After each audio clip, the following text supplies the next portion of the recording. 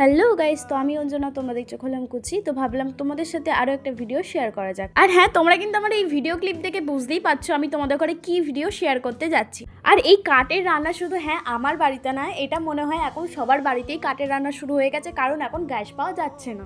আর এই যে কাঠের উনুনে রান্না করা, এটা মনে হয় আমি আমার লাইফে প্রথমবার করছি, কারণ এর আগে আমি কোনোদিন কাঠে রান্না করিনি। যেহেতু বলতে গেলে আমার প্রপার শহরে না থাকলেও কিন্তু আমাদের এই সাইডটাকে গ্রাম বা শহর দুটোই বলা যায় না, তো তার কারণে আমাদের এখানকার কিছু কিছু মানুষদের বাড়িতে কাঠের রান্না হয়, কিন্তু সব মানুষদের বাড়িতে কিন্তু হয় না। কিন্তু প্রপার যেখানে গ্রাম আছে সেখানে আমার মনে হয় যে এখনো হয়তো কাঠের রান্না হয়। তো আমাদের কাছে কাঠের রান্না মানে কি, কাঠের রান্নাও করা যায়, তো এরকম একটা আমরা ভাবি। কিন্তু এখন যে পরিস্থিতি এসে দাঁড়িয়ে পড়েছে, এখন কিন্তু কাঠের রান্না করেই খেতে হবে এবং বড়দেরও খাওয়াতে হবে।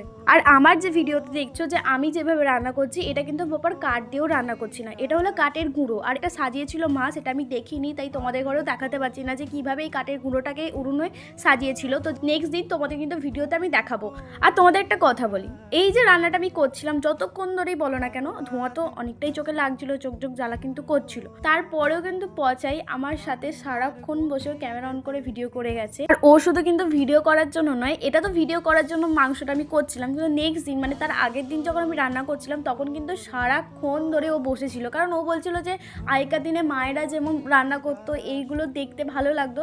তো আমার বউ যে উনুনে রান্না করছে এই জেনারেশনের থেকেও, তো এটাও দেখতে খুব ভালো লাগছিল, তার জন্য কিন্তু সারাক্ষণ ধরে বসে বসে আমি রান্না করছিলাম, দেখেই গেছে। তো তার জন্য থ্যাংক ইউ পচাই। আর হ্যাঁ পচাই, তোকে এই কথাটা বলছি, এই থ্যাংক ইউটা কিন্তু তুই যখন আমাকে সুন্দর সুন্দর ভিডিওগুলো করে দিচ্ছিলিস এর কারণে, আমার পাশে বসে বকর বকর করার জন্য কিন্তু নয়। হ্যাঁ, আর শুধু ও নয়, আমাদের সাথে আমাদের পুচকিও ছিল, ও কিন্তু আমার মাথা খারাপ করে দিয়েছিল, কামা তুমি কি করছো, কামা তুমি এটা কি দিচ্ছ মাংসতে, আমি মাংস খাবো, আমাকে এক্ষুনি দাও, এরকম বকাচ্ছিল। আর হ্যাঁ, ততক্ষণের জন্য টাটা, দেখা হচ্ছে তোমাদের সাথে আরও একটি নতুন ব্লগ নিয়ে।